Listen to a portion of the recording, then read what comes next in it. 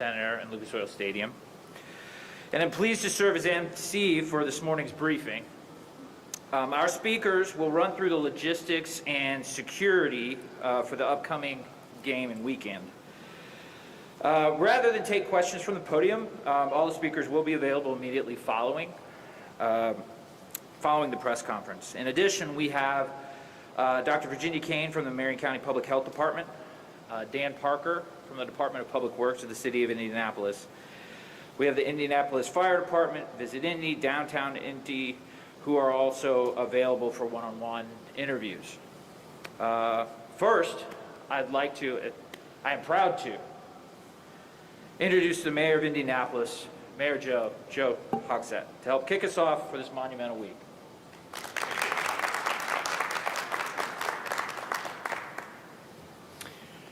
Well, thank you, Andy, and good morning. It's the beginning of an exciting week and weekend for the city of Indianapolis. And Andy, it's not just the collegiate fans eyes will be on Indianapolis. The world will be focused on Indianapolis this weekend. So we're very excited about that. In 2021, Indianapolis was the final stop for the men's college basketball championship. In 2022, the same will be true for college football. It is an enormous honor and a huge point of pride that our city, Indianapolis, can be the center of the college sports universe in back-to-back years. And it is in that spirit that we look forward to showcasing why Indianapolis is the greatest host city in the country. Before the Georgia Bulldogs and the Alabama Crimson Tide duke it out at Lucas Oil Stadium, Indianapolis residents and visitors can attend several free events leading up to the game. Those will be held at outdoor venues on Monument Circle and here on Georgia Street, as well as at Playoff Fan Central in the convention center itself. Now, our primary concern is making sure visitors and residents alike can participate in these festivities safely. We're asking that attendees follow the instructions from law enforcement and from public health experts and public health officials and continue to reduce the risk of any spread of COVID-19. Remember to practice the basics. Get your vaccine. Wear a mask whenever you're indoors. Wash your hands frequently. And if you're not feeling well, stay home. Please, stay home. I want to specifically call out Indy Department of Public Works, who have also been preparing for many months. Thank you, Director Parker, and to all on your staff for the hard work that DPW has put into today and this weekend.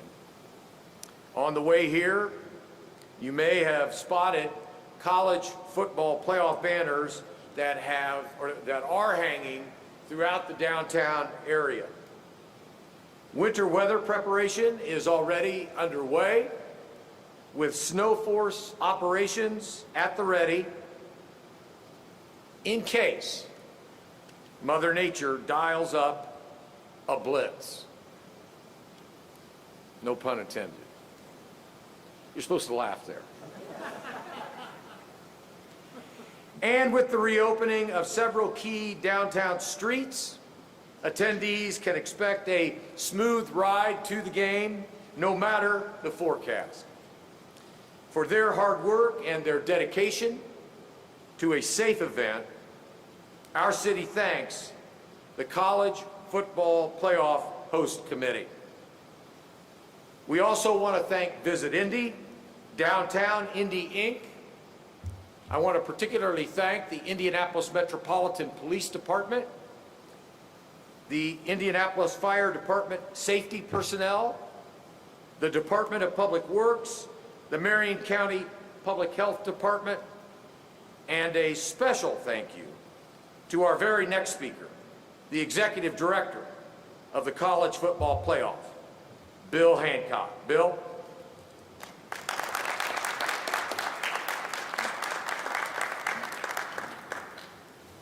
Thank you, Mayor. Thanks, everybody, for being here. I think many of you know that I lived here for 3 years when I was director of the NCAA Final Four. And I want to tell you, it's wonderful to be back home in Indianapolis. The Indianapolis Host Committee and all the civic city officials, mayor, others here in this room, know how to plan an event. Indianapolis has hosted 8 NCAA Final Fours, men's Final Fours.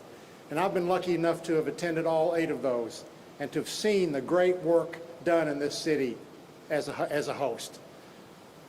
Public sector, private sector, stadium, hotels, they all do it right, and they do it with one thing in mind, and that is the safety of all the visitors. And we have full confidence that what we've put together will be successful, and that we'll wind up on Tuesday morning thinking we had a safe and exhilarating event for all the fans who will come to know Hoosier hospitality and Hoosier safety and Hoosier security in the same way that I've come to know it through the years.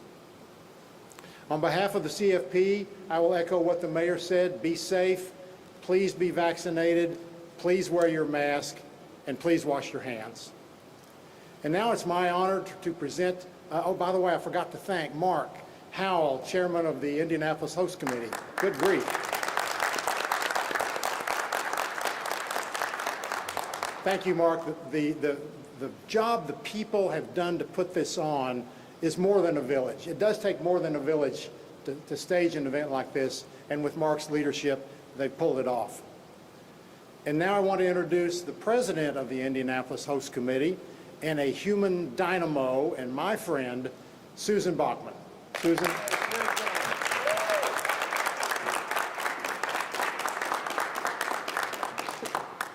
Thank you, everyone, for coming out today. We're really excited this day is here. So I want to thank you, Bill, and your team for entrusting us with this incredible event. We're very excited to host here in Indianapolis, and thanks to all the CFP staff and team to support our efforts. We're really looking forward to showing off our city and bringing this incredible national championship downtown. I'd also like to take a moment to thank our community partners who are making this event possible. Our local host committee, we have thousands of volunteers on the ground to make this event work and are prepared to welcome visitors to Indianapolis here in just a few short days. We want to thank everyone for their dedication, their commitment, for providing Hoosier hospitality to every visitor coming to Indianapolis this weekend. In an effort to map out everything that our fans can do over the weekend, I'm going to walk you through the footprint of our championship campus. Build-out is underway for Championship Campus on Monument Circle, where the largest stage ever constructed is being built. We have decor going up, as the mayor mentioned, and the field is being installed at Lucas Oil Stadium, while the Playoff Fan Central is being built right here in the Convention Center. As we transform our downtown Indianapolis into the Championship Campus, fans can get ready to immerse themselves in all things football. We have activations around every corner, fan events free and open to the public, and we hope attendees will take advantage of the great walkability of our footprint. Starting with Monument Circle, we're excited to have the playoff playlist live in the epicenter of our city. Starting on Saturday, our headliners include Doja Cat and AJR, taking the stage, which is on the north spoke of Monument Circle. Sunday's headliners include Ava Max and 21 Pilots, which has a very strong following here in Indianapolis, so I know that's going to be exciting for our music fans here. And just yesterday, you may have seen that we'll be welcoming a dance performance group called Bandaloop, which will consist of 6 dancers descending down Salesforce Tower to lights and sound wearing football jerseys with 2022 on them, and it's going to be the most exciting thing I think we may have ever seen on Monument Circle. We're really excited to have them here. This has never been done before, and we hope everyone comes down to see it. And finally, on Monday, we'll turn the playoff playlist live into the All-State Championship tailgate from 12 to 5, featuring country music performers Sam Hunt and Breland. Again, all of these concerts are free. At the same time, Playoff Fan Central will be taking place here in the Convention Center, starting on Saturday, running through Monday through the game. This is also a free event for fans, so very accessible. In the Fan Central, you can expect games and clinics, pep rallies, band performances from the two teams. We have great special guests coming in, autograph sessions, exhibits, and all things college football. This weekend will also include programming to support and uplift teachers and educators. This is in support of the CFP Foundation's mission. We're very proud to be a part of this. The Indianapolis Host Committee will honor 18 teachers from around our state and 56 Teachers of the Year nationally coming in from every state and territory.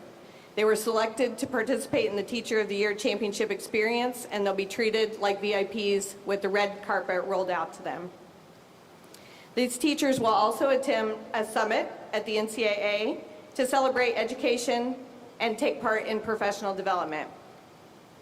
Also on Sunday, we'll host the Extra Yard 5K and the Taste of the Championship, both of which proceeds will benefit the CFP Foundation and teachers in the state of Indiana. And then we get to game day, what we're all waiting for, right? This is the 8th College Football National Championship. Georgia and Alabama are going to kick off inside Lucas Oil Stadium at 8:15. I can't wait for this. It's the 6th time we've seen Alabama take the field in a national championship, and the 2nd time for the Georgia Bulldogs. We can't be more excited to welcome their loyal fans here into Indianapolis, and we know they're going to show up, so get ready to welcome them. This is the first time either team has competed inside our Lucas Oil Stadium. We expect over 100,000 fans to attend all these various events in the game, and we encourage fans to know before you go and plan accordingly, because our downtown will be packed, it will be vibrant, it will be fun. We've launched a Know Before You Go page on our website, which is indyfootball2022.com, which includes helpful information including traffic, event maps, and schedules. We also encourage fans to download the official CFB Playoff app to find helpful information and real-time updates. We know that many fans will be driving to Indianapolis, but also flying in to a number of airports.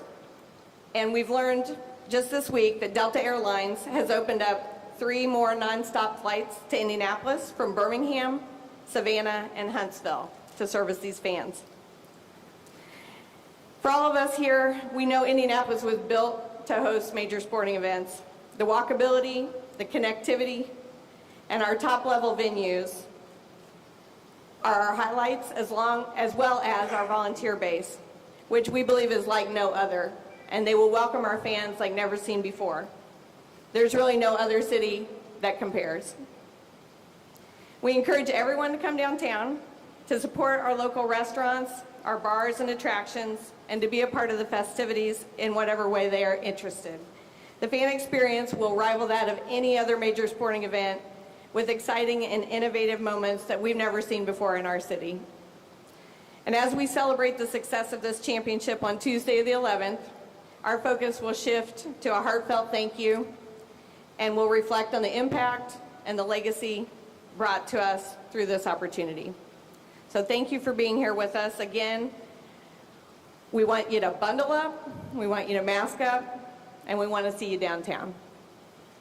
For additional information, again, I encourage you to go to indyfootball2022.com and click on Know Before You Go to prepare yourself before you come downtown. And at this time, I'd like to welcome Commander Mahone to walk us through the additional details regarding the events and safety procedures that we're putting in place for the event. Commander Mahone.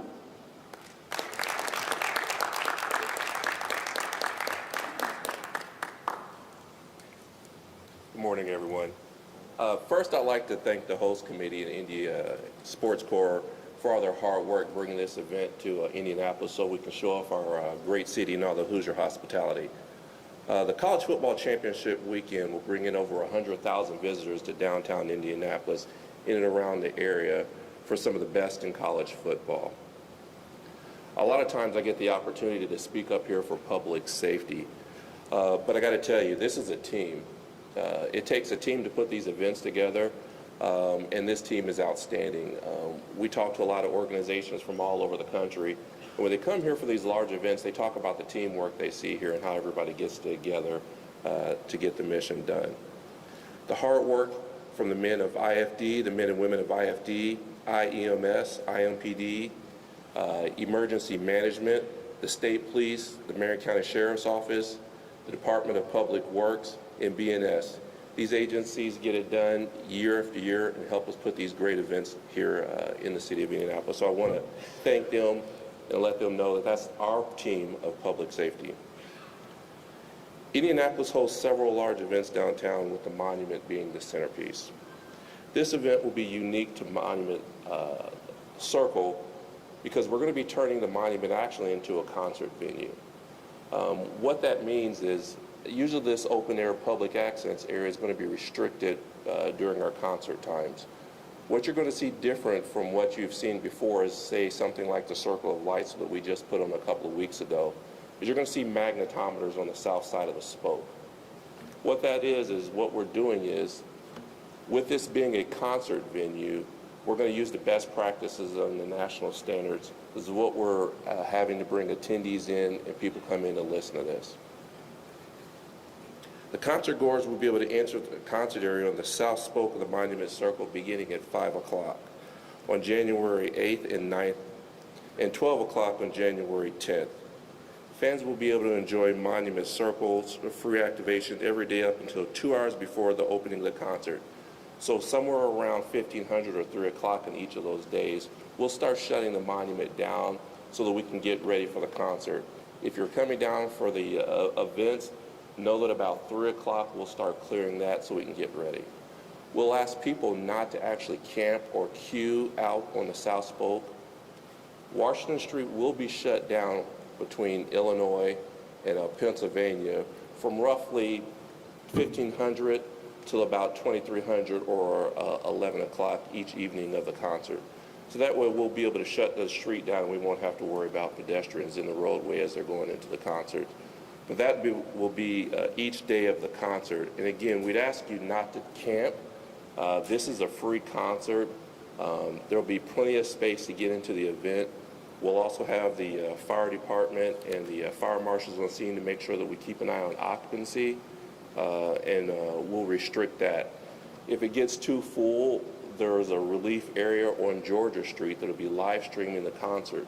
So those who can't get into the circle will be actually able to go down to Georgia Street and watch a live presentation down there on the monitors that'll be located on that side of the, I think that's going to be on the center block of Georgia Street. Again, this is a free concert. There will be no ticket sales for the concert. I say that because this is also a digital sporting event. There shouldn't be anybody actually purchasing or selling hard tickets out on the street. If you run into anybody like that, please reach out to the closest law enforcement officer and let us know. Because again, this is a digital football event.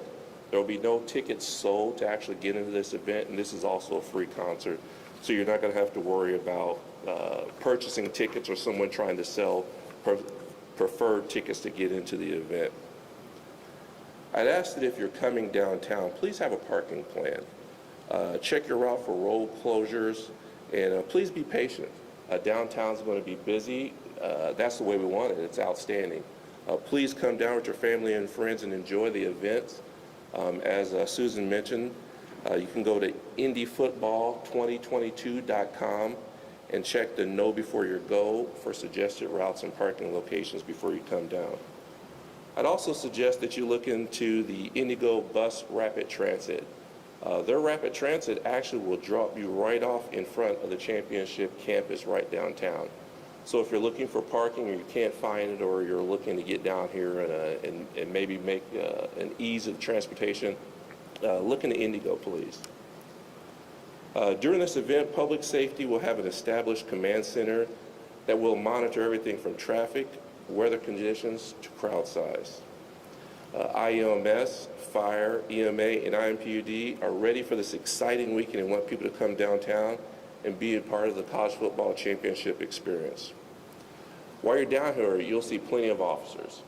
I think one of the things that Indy does best is making sure we balance having a strong public safety presence, making sure that you're going to see the officers, but we don't want it to make it look like a military zone, right? You're going to see officers out, they're going to be engaging, talk with them, ask them questions if you need directions. Also, college football has an app that you can use to help get around during the ancillary events that will be going on downtown.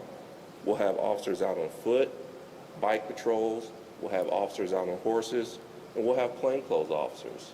We'll take advantage of some of the camera systems we have downtown for added security to keep an eye on traffic flow, crowd size, and occupancy in some of these areas.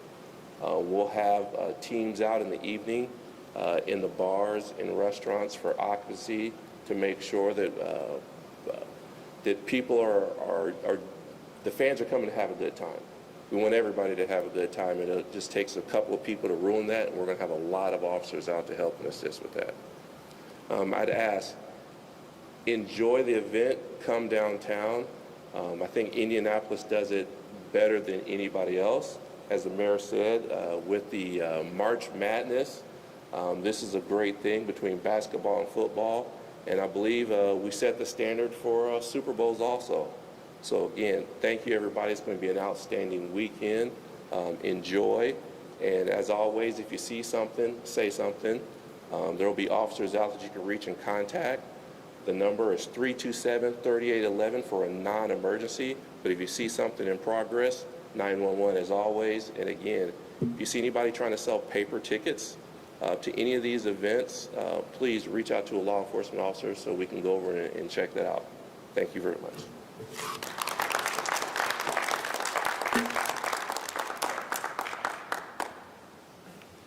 Okay, thank you all very much for attending. The countdown is on for an exciting event weekend ahead. We will now conclude with with a break from media availability on the north side. So folks here for the media availability, we're going to spread out over on the north side of the cube over here. And all speakers will be available, as well as Dr. Kane from the Marion County Public Health Department, Dan Parker from the Department of Public Works, representatives of Indianapolis Fire Department, Visit Indy, and Downtown Indy are also available for one-on-one interviews. Thank you again for coming, and if you're available for interviews, move to the north there. Thank you.